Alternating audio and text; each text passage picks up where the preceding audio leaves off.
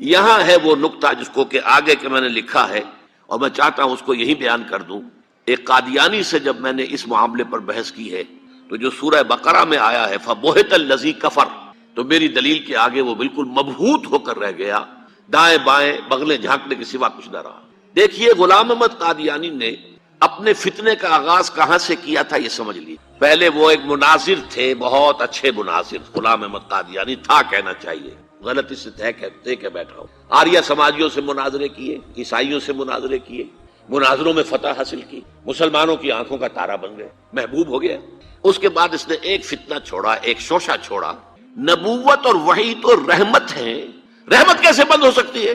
وحی تو انسانوں کی ہدایت کے لیے ہے، انسان ختم نہیں ہوئے وحی کیسے ختم ہو جائے گی؟ دیکھیے بظاہر یہاں دلیل ہے، اٹ اپیئرس کنونسنگ، بات سمجھ میں آتی ہے. یہیں سے یہ حل مل جائے گا آپ کو. کیا وجہ ہے کہ بڑے بڑے اعلیٰ تعلیم یافتہ لوگ جو ہیں اس کا شکار بن گئے؟ دنیا میں ایک ہی مسلمان نام کا سائنسدان جو ہے وہ آیا ہے ٹاپ پر، وہ قادیانی. ایک ہی مسلمانوں کا نام رکھنے والا جو ہے وہ international court of justice Hague کا جو ہے جج بنا ہے، وہ کون؟ قادیانی.